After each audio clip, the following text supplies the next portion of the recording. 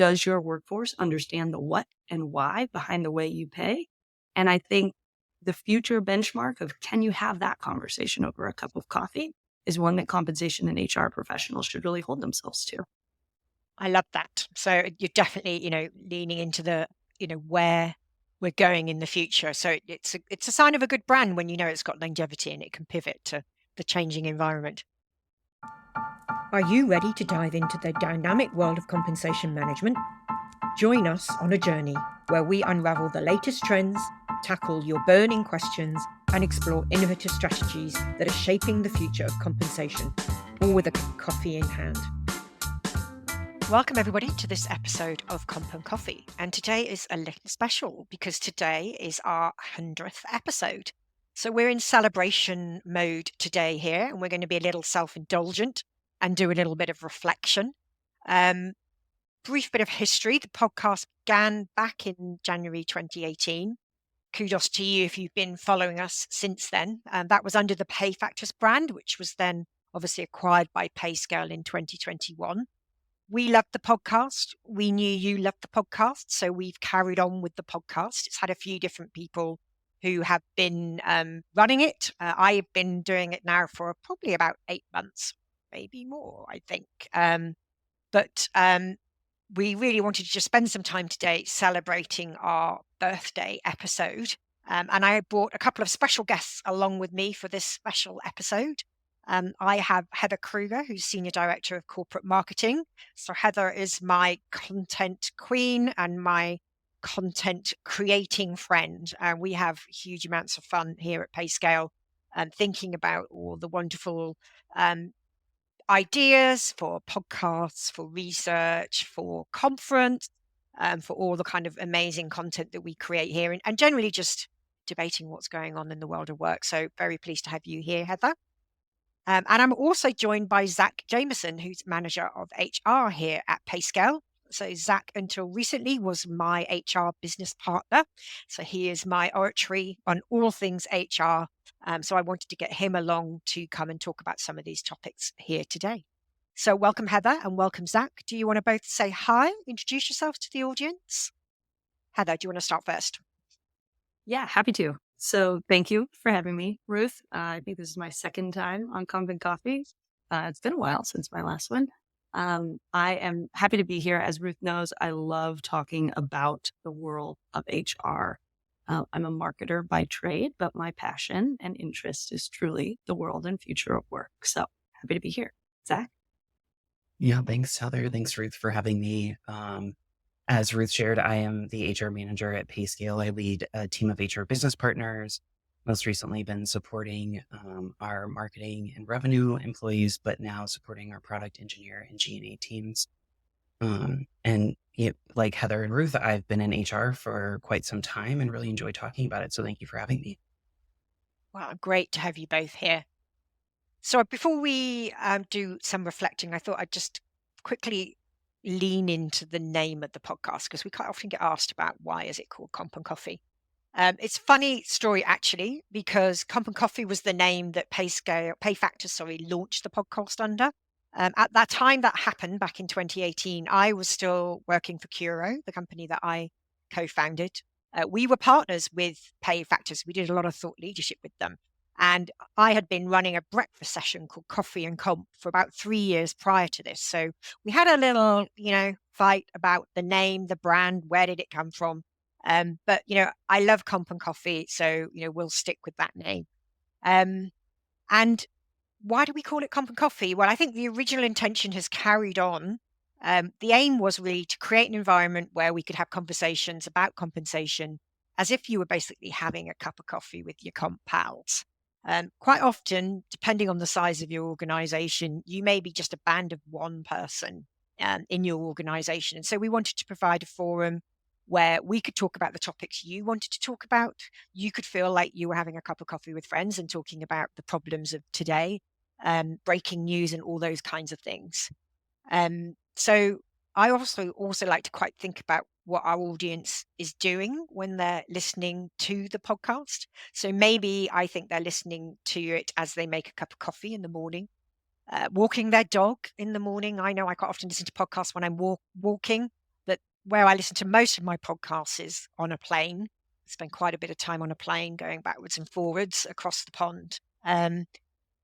So Heather, I know you're a fan of the Comp and Coffee brand. Tell us why you're a fan. And we also lent into that quite heavily at World at Work Total Rewards Conference this year. So, give me your thoughts there. Yeah, definitely. So this is where the marketer comes out. So Comp and Coffee, it's so catchy. But the reason why I think it has even developed more merit than it originally started with is where we are today as employers and workforces, and where we're moving towards with changing dialogue around pay.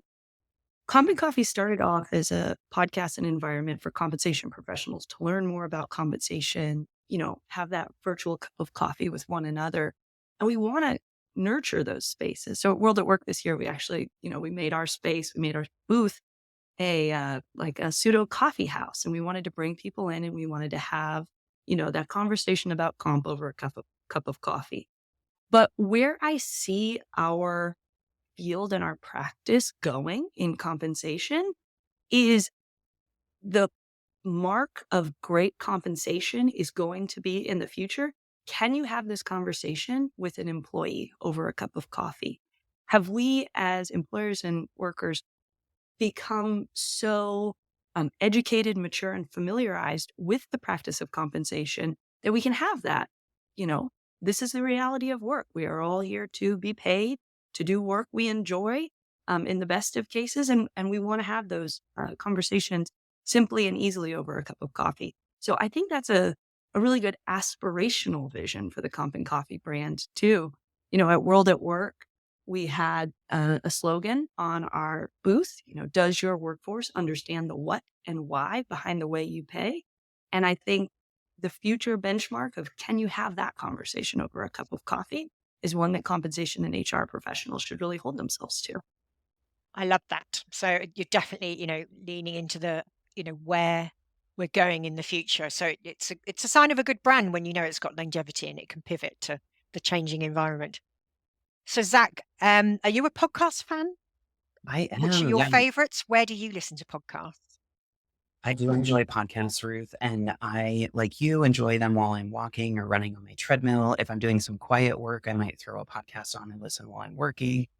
Some of my favorites are, I Hate It Here, People Managing People, People Problems. So you can see just a varying different mix of HR podcasts that I enjoy listening to. Oh, great. Well, I know a couple of those. I'll have to go and look at some of the others.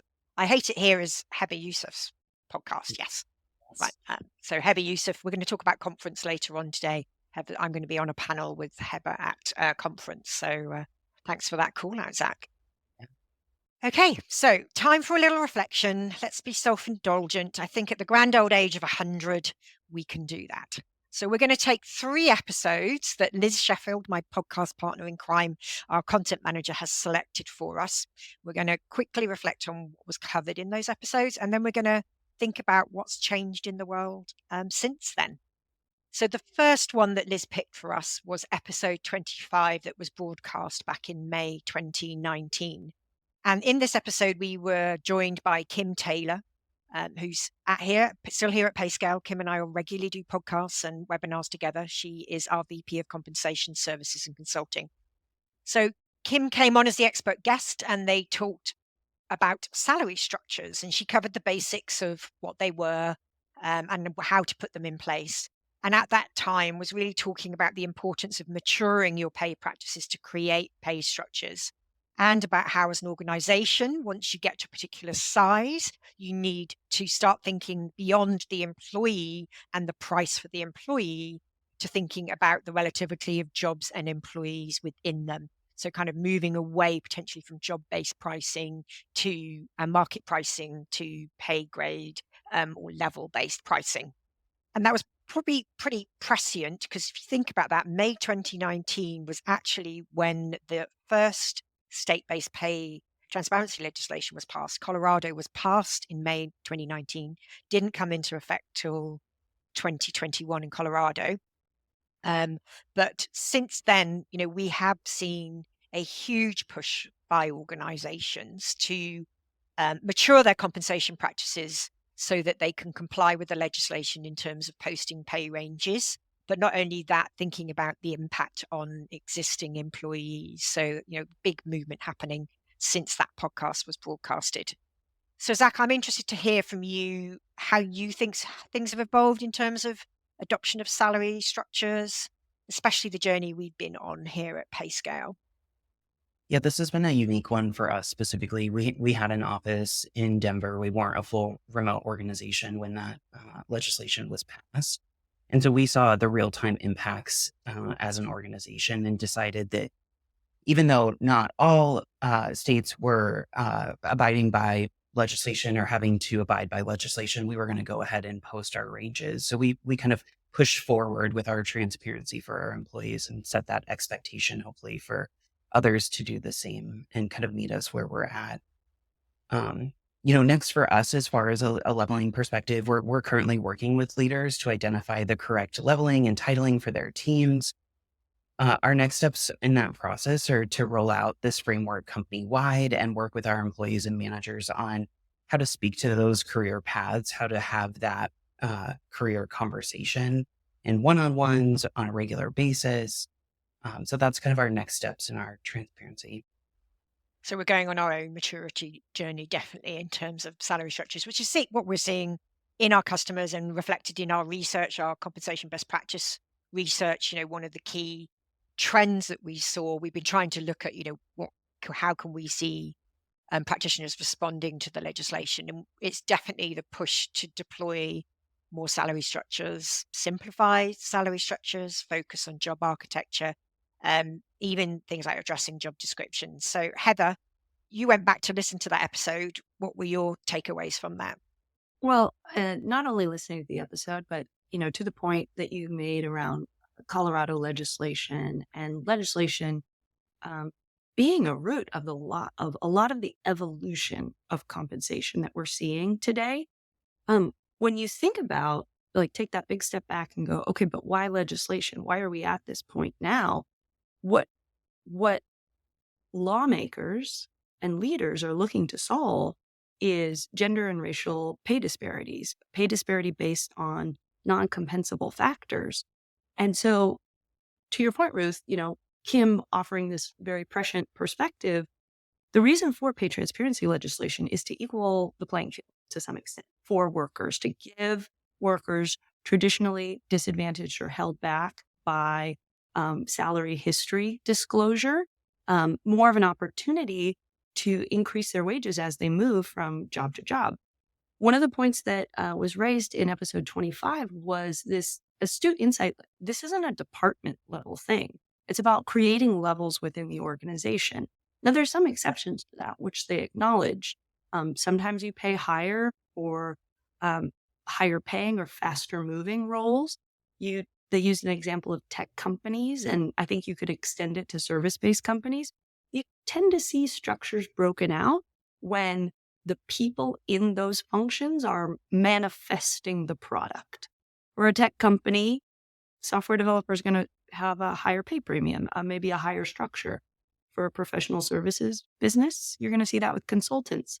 So it's not about structures creating this monolithic view of how you pay, but it's about having a sound and rational and systematic approach so that we can fulfill the root intent of this changing legislation to help close those gender and racial pay gaps.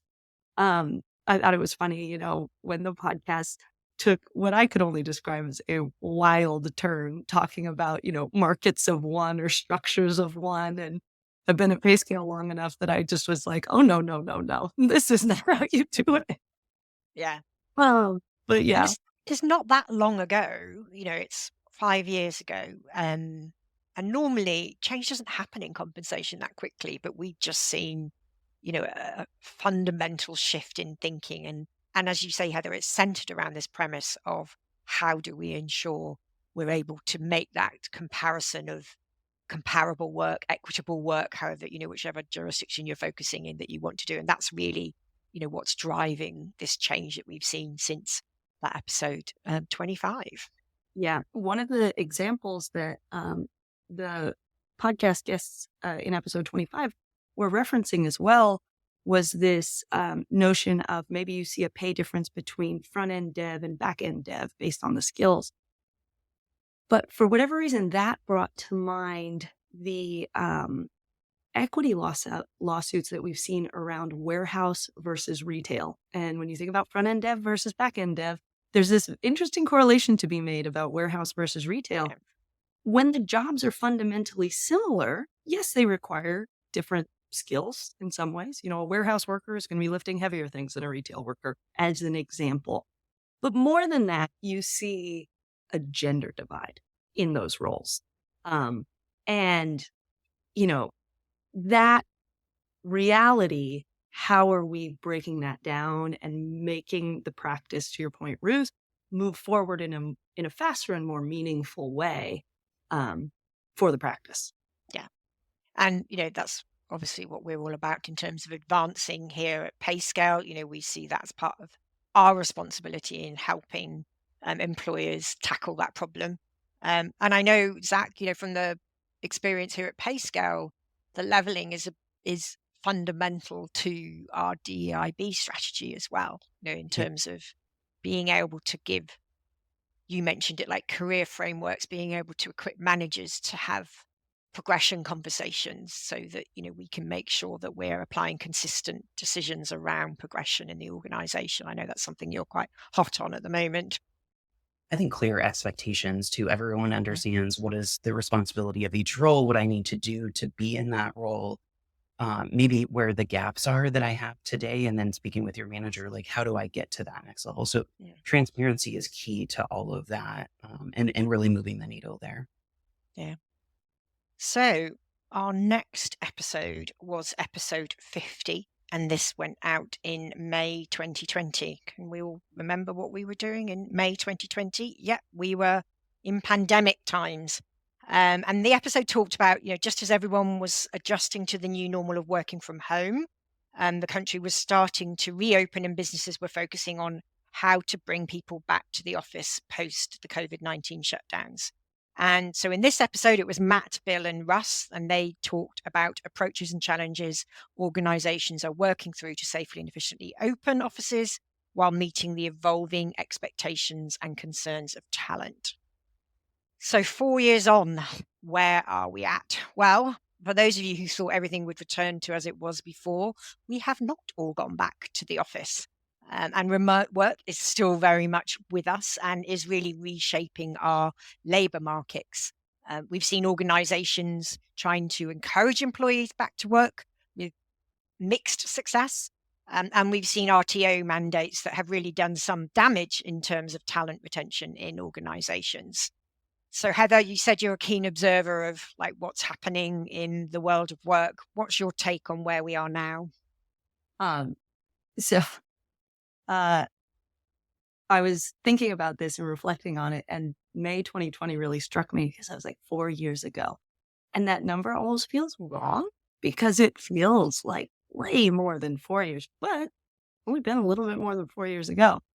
At this point, it's a little bit contrived to say like cat's out of the bag and many workers can work from home, but it's true. We have shown that many workers are able to work from home. We can effectively and consistently deliver our performance. And, there's the occasional travel needed sometime. I think my boldest, hottest perspective on RTO, particularly RTO mandate, is who is delivering the we have to go back message. And full disclaimer, I'm about to say some like classic gatekeeping statements right now, but like if you are a worker or a business leader in a position that might be defined as a more traditional household with only one working partner, and maybe you don't have any caregiving responsibilities, whether children or elders, like I don't think you should get to make a call on RTO.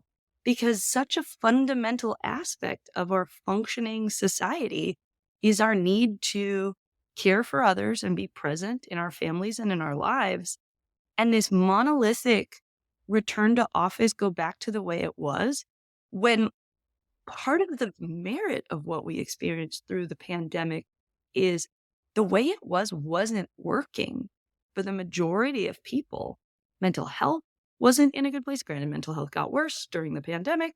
Um, but we're climbing out of an era of presence as proof that you're working into one of demonstrated impact. You don't have to be physically in a chair at work to show that anymore. And as workers, we all know that, we all feel that. So yeah, that's my really bold take on RTO. And one of the reasons why I work at Payscale, because we are not doing it. We are fully RTO. And it's interesting because you talked about, I mean, my guess is that CEOs of organizations saying people have got to be back to work. They're not productive unless they're in the office. I always love a Paul Wolf quote. Paul Wolf's on our board here at Payscale. He's also a HR thought leader. He said, your culture isn't built by the walls of your office, which I love that quote. But I also think about different perspectives of different groups of employees here, because I have a daughter who has just started work at a professional services firm here in London. And she's really struggling because she kind of needs to be in an office where she's being mentored. So she's in that group that we talk about, the young generation starting out. And I do worry that they will have a slower ramp because they're not necessarily getting, everybody in the office around them that potentially we all had when we started our careers.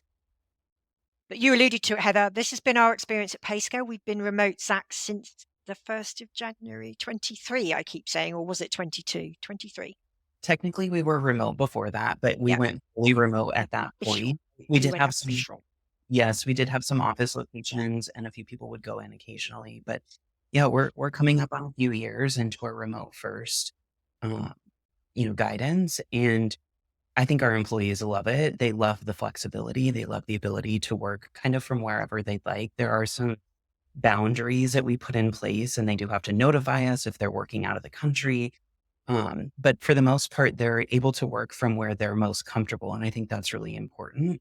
And we see that show up in the work that they bring to us at Payscale. And it's really great. I do think that there is a little bit of missed connection that we constantly have to be monitoring. So that could be a good and a bad thing.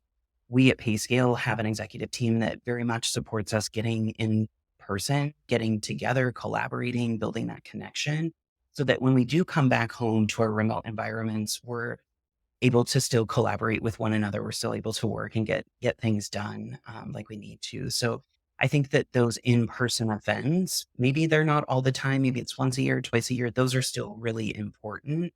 And to Heather's point, it does require some travel from our employees, but I think that time is really beneficial for the success of the organization. And presumably you've had to rethink some of the talent lifecycle processes to make them adapt to the remote environment, like onboarding, for example, I'm thinking of. Yes. Yeah. To your point earlier, our employees that are coming to us newer in their careers are having a more difficult time ramping, as you discussed. You can't necessarily look to your left or your right and ask a question of your coworker or even your manager in real time. You might have to Slack them. You might have to wait for a response. And sometimes that's difficult to do, especially when you're newer in your career. That could derail you from working on a project or anything that you have to accomplish. And also managers have to learn to adapt to this new environment as well. It's much harder managing someone remotely than when you kind of see them in the office. I mean, you manage a relatively, good sized team, Heather. How have you had to adapt? Well, I think it goes back to your point around mentorship and learning as well. People managers and HR teams, like the way that we're focused on coaching and mentoring and learning has really fundamentally shifted. When we were all in the office together, I wasn't in the office at Payscale, but I think about my last role, you could almost osmote the learning. You're sitting next to each other and there's folks on your team who are like listening to the way you deliver a presentation or, hey, I'm going to take this client call, They don't need to know you're there. Just like pop in and listen and like learn that way. That sort of stuff is much harder now. And so being deliberate about the learning experiences, I think, is critical. But in some ways, it's also like made me a better manager, if that's a funny thing to say. Like, I can't just swoop by and be like, hey, what are you doing? And like distract them from their flow state. It's like, it really does provide the opportunity to nurture productivity. Also, I sound like a terrible manager right now. Saying that I did that before. I didn't do that before either. But like in those moments where you think like, oh, what's happening with this? And it's like you pause and you reflect. You're like, oh, do I need to know that right now? Or can I send an email with, hey, just like get this information to me like at your convenience or by this time? Like it makes us better at nurturing and supporting the productivity of those around us while still also having those connection and collaboration points. Yeah. So a lot of change. I think we'll continue to see change, and I think we'll continue to see, us adapting to those remote environments. So the last episode we're going to reflect on today is episode 75, which was broadcast October 22. So I had joined the podcast by this stage. So this was myself, Bill, and Russ. And at that time, we discussed the new phenomenon of quiet quitting. We talked about what it was. Was it work to rule? Was it engagement problems? And how HR and compensation professionals should respond. So a reminder, if you can't remember it, quiet quitting, was based around the concept that you are still performing your duties, but you're no longer subscribing to the hustle culture mentality that work has to be your life. And there was a lot of debate at the time about, was it real? Was that what it was really about? We broke some of that down in the podcast, and really kind of questioned whether it was really a question of work-life balance or a broader question, which I thought it was, around the decline in employee engagement that we were seeing in the workplace. So, Heather, I can see you getting fired up for this one. You go for it first. Tell us your thoughts on this one. There are so many things to say about this. I'm going to see if I can collect my thoughts. First and foremost, Ruth, when I was re-listening to the podcast, I love that you reminded everyone of the definition of it. That idea of you're still performing your duties, but no longer subscribing to hustle culture. This was touched on in the episode, but when you just talk about quiet quitting in terms of the headline, that definition is lost. There is some merit to this notion of doing your job and doing it well, but not grinding. And I think the employee engagement conversation is an interesting one to dig into here. There's some old research. I think it's old research at this point. I heard it at HR Tech, maybe 2016, 2017, from Dr. Moon, who's now at Columbia University. And what her research showed was that when you look at measures of employee engagement and workaholism, you couldn't actually distinguish the two. And that, this is almost 10 years ago at this point, that has stuck with me. And at least once a year, I think about that research, because today, when you think about employee engagement, like we as businesses, we have ourselves wrapped around this idea of employee engagement because it yields to things like productivity and business performance. But I always pause and ask the question, like, is it employee engagement that we're seeking, or is it grind culture that we're seeking? Is it the hours so that we can hit our performance metrics and our business metrics? Because if you can't tell the difference in the data, how do you know which one you want? And what are those distinguishing features of genuine employee engagement that make people want to invest more than their duties in the success of themselves and their role in their career in the business? So yeah, Zach, what's your point of view on employee engagement versus workaholism? I think creating boundaries is super important here, right? Like understanding when enough is enough, when an employee needs to unplug, go recharge. We want them to come back tomorrow. And so it's really about knowing when enough is enough, and when you're maybe pushing your employee just a little bit too much. And I think those signs are going to present themselves, right? Maybe it's rushed work, maybe it's you're sensing an attitude, or you're hearing rushed responses. There are different social cues that you can look at and see when an employee might be upset or might be being pushed a little bit too far. And so I think creating those healthy boundaries and revisiting those boundaries on a regular basis and ensuring that you're both holding each other accountable to that, employee and manager. And did you what was your take on quiet quitting at the time, Zach? And was it something you felt we were experiencing here at Payscale? I do think we were experiencing it. We were hearing about it in, some of our exit interviews, maybe not from the person that was leaving, but maybe they were exiting and they noticed it of their coworkers. And so it was really about doing stay interviews, re-engaging managers with employees, especially in a remote environment where you can't just turn to your left or your right and check in on that person. You have to be a little bit more intentional about that Slack message or setting up that Zoom call at the right time. And so it's really knowing about, checking in and ensuring that you're listening and watching.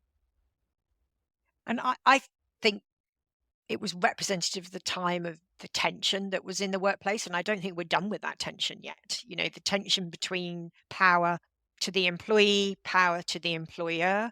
I've seen a lot of people jump in and claim with, softening labor markets, wage rates potentially coming down. Yay, the employer has power back again. Well, you know, I'm not there. I think there's a lot more tension to play out, and we really need to think about how we radically move cultures on and shift the culture to a place where the employee has choices, about where they work, when they work, how they work, whilst at the same time ensuring, that we achieve productivity as a business.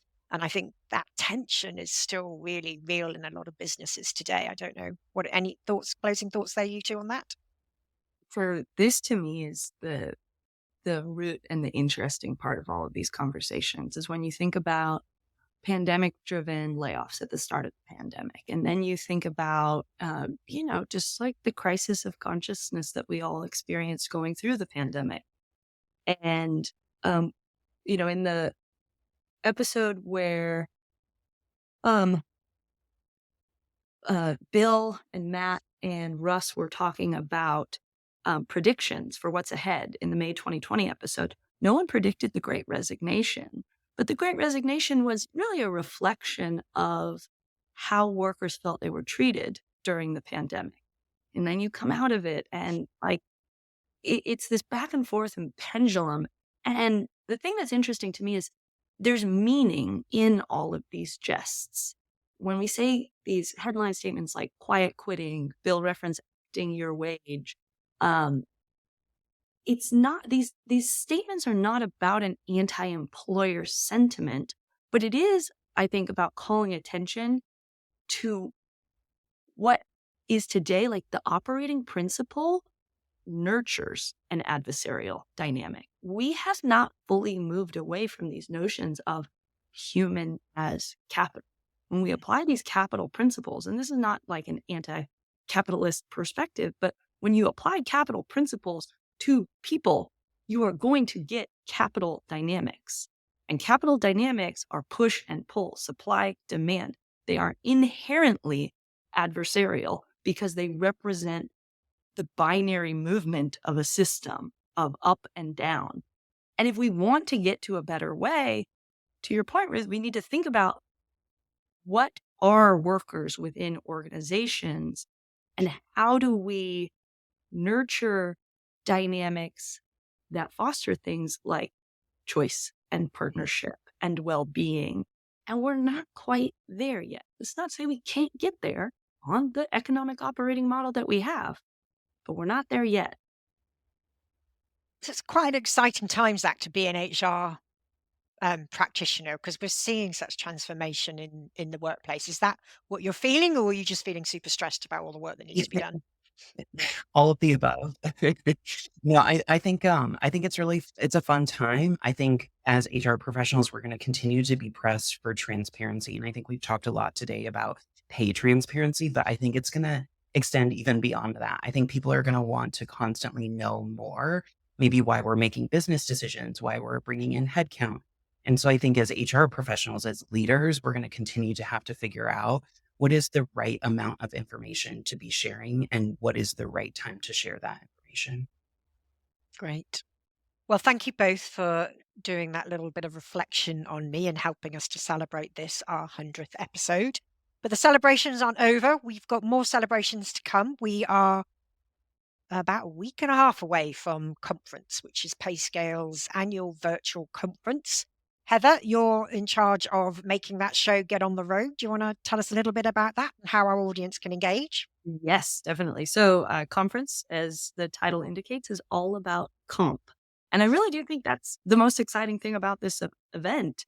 It offers keen and practical insights to compensation professionals or those responsible for comp, not as broad as rewards, not as broad as HR practices, but really dedicated and focused on comp.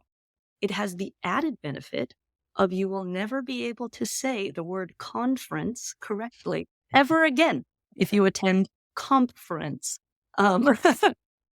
I can prove this because my husband does not work at Payscale and always says it conference now, even when he's talking about his education-focused conferences. But the teams at Payscale have dedicated themselves to bring really impressive practitioner voices to bear in this year's event. I am, as you noted earlier, Ruth, the session that you're moderating with Heba, Sarika, and Jessica on day one, our keynote. I'm so excited about that one because it's all about the urgency of compensation practices in modern HR. How do we get back to those basic, fundamental, foundational building blocks that make things like engagement and culture possible, and why comp is going to be a key variable in that formula for success? There's a few others that I'm excited about: choosing the right salary data to ensure fair and competitive pay on day one. And the thing to call out as well is that the main event, all of this education and all of these sessions, it's free to attend. Like, we at Payscale, we're just jazzed about comp. So we like to conference for free. But we also offer like deeper dive educational workshops at the end of each day. And that's to give folks leading compensation and HR teams a little bit of a fast ramp on key practices. So one of the workshops that we have is best practices for equitable pay structures. We're going to cover pay ranges, internal and external equity, foundations for leveling. You know, if you're getting started on your compensation journey and you want to do so in a way that has an eye towards equity in the future, that's a great workshop because it's small group, it's practical, and it's low cost, all things considered. Developing a pay comms strategy is another workshop on the third day that's also top of mind. As you're navigating these new practices, I should have muted my computer. Sorry, everybody. You want to make sure that you have equally internal communication set up. And then, of course, reporting. So for teams that want to dig deep on market pay and pay factors reporting, we've got workshops for that. So go to payscale.com/conference. Never say the word correctly again. And enjoy the event. So you can go there. We will include the link in the episode notes. If you follow us on LinkedIn, it's all across our LinkedIn. I've been posting this week about the sessions that I'm involved in. So I've been including the link there. So you can follow me, Ruth Thomas, on LinkedIn. Thank you both for giving your time today. And audience, hope you enjoyed the celebratory episode. Let us know what you think at coffee@payscale.com. And if there's a topic that in a past episode that you enjoyed that you'd like us to revisit, let us know and make sure you register for conference. Thank you very much.